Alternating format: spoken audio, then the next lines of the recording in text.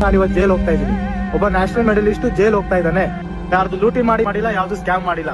ಒಂದೇ ಕೆಲಸ ಮಾಡೋದೇನಂದ್ರೆ ನಾವು ಜಸ್ಟ್ ಪ್ರಶ್ನೆ ಮಾಡಿದೀವಿ, ಸಿಸ್ಟಮ್ಗೆ ಒಂದು ಪ್ರಶ್ನೆ ಮಾಡಿದ್ವಿ, ಅದಕ್ಕೆ ನಮ್ಮನ್ನ ಜೈಲಿನಲ್ಲಿ ಹಾಕ್ತಾ ಇದ್ದಾರೆ.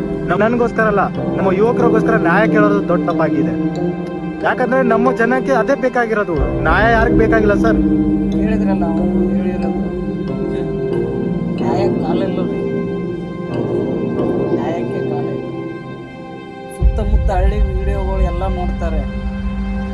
ಯಾವ್ದಕ್ಕೋ ಹೋಗಿ ಸತ್ಯಾಗ್ರಹ ಮಾಡೋದು,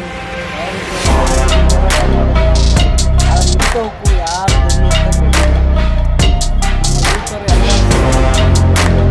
ಹೋರಾಟ ಮಾಡಿ ಮಾಡೋಣ.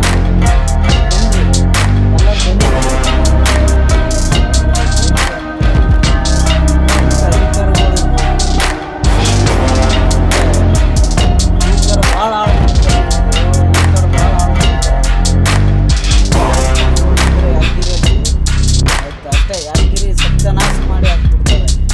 ಒಬ್ಬರನ್ನು ಬೆಳಕಿಸ್ತಿದ್ದಾರೆ ಎಲ್ಲೆಲ್ಲೇ ಇಲ್ಲ.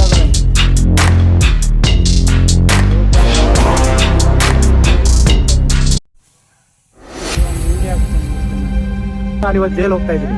ಒಬ್ಬ ನ್ಯಾಷನಲ್ ಮೆಡಲಿಸ್ಟ್ ಜೈಲ್ ಹೋಗ್ತಾ ಇದ್ದಾನೆ. ಯಾರ್ದು ಲೂಟಿ ಮಾಡಿಲ್ಲ, ಯಾವ್ದು ಸ್ಕ್ಯಾಮ್ ಮಾಡಿಲ್ಲ.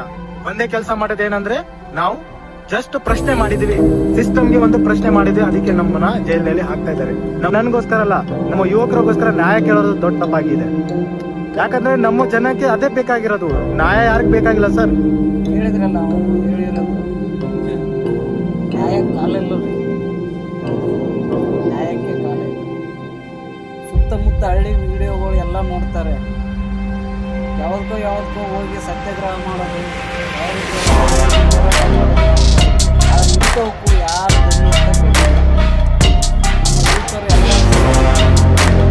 ಹೋರಾಟ ಮಾಡಿ ಮಾಡೋಣ.